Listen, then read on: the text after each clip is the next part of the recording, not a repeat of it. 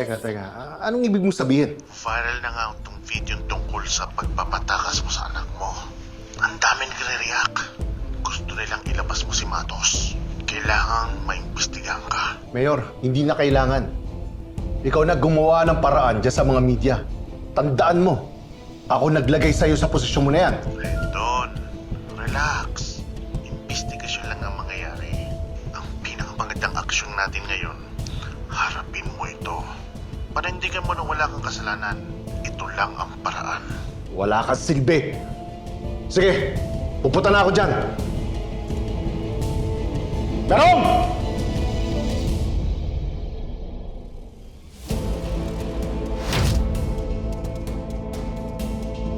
Ligpit niyo ang mga kalat dito. Pakisabi kay Matos, hintayin ako. Sige na, tara na. Sir!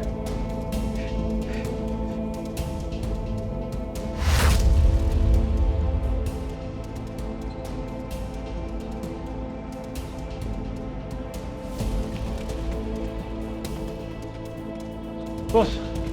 Basta na! Wala na, dumaan siya sa likod pero mukhang hindi siya tatagal sa naparuhan mo! Boss! Tara na!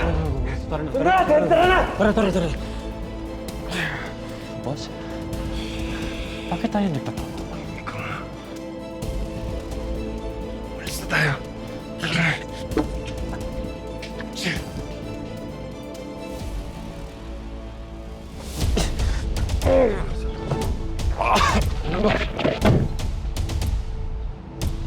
Boss, dalhin kita sa ospital. Mauubusan ka ng dugo pag hindi na tayo iyan, boss.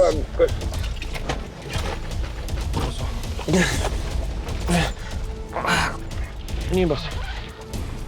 Aba, ayos yan ah. Tiba-tiba pa rin pala tayo ah. Binigay ito sa akin kapalit ng pag-alis ko sa bansa after killing Argos. Mag-abroad tayo.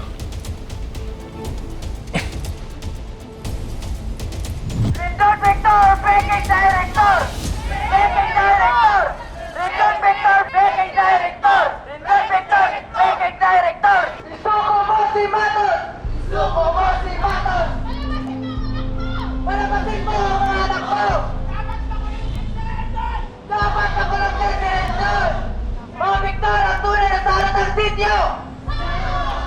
Rendon Victor, Breaking Director! Naniniwala na yung mga tao sa atin.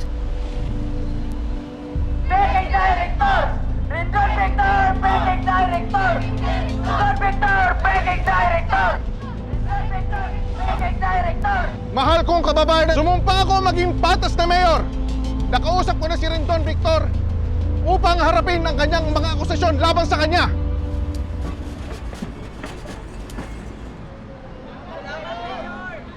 Nandito na siya.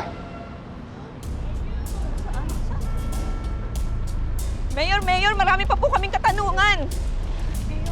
Mayor, ano pong masasabi niyo sa mga akusasyon laban sa inyo? Mayor!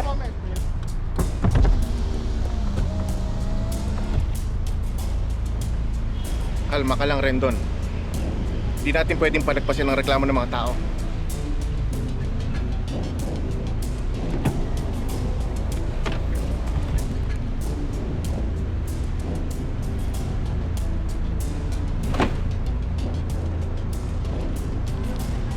Mr. Rendon Victor, while you are under investigation, I am suspending you from the anti-crime SAR position. Sige po, Mayor. Tinatanggap ko po yan. Alam niyo naman po na malinis ang konsensya ko. Konsensya mo mukha mo! Sinungaling! Alam ng lahat ng tao dito na madumi ka pa sa imbornal! Dumi ka sa lipunan! Tanggapin mo na ang pagbagsak ng pamilya mo! Nauna na si Scarlett, si Matos, ngayon ikaw na! Tapos na maliligayang araw ng mga Victor! Salot!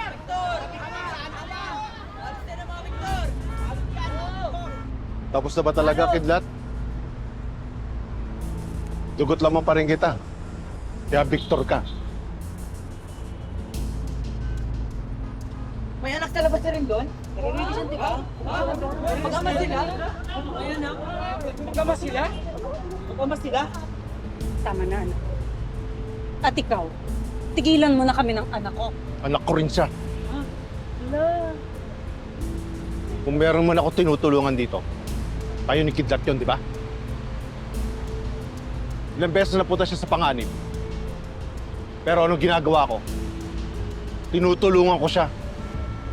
Tapos ngayon, kung ano-ano binibintang niyo sa akin, Eh, anong gusto mo? Tumanawa ng utang na loob sa'yo? Huwag mo nga kakuhin yung pagligtas mo sa akin dahil ikaw rin yung dahilan kung ba't ako napapahamak!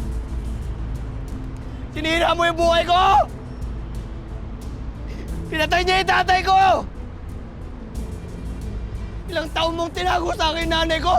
Kaya akala ko namatay na ang nanay ko! Napakulong ako sa Boys Town dahil binintang niyo sa amin yung sunog, di ba? Ngayon tingin mo tatanggapin ko yung pangalan mong Victor? Kahit kailan hindi ko tatanggapin yung pangalan mo! Hindi ako Victor.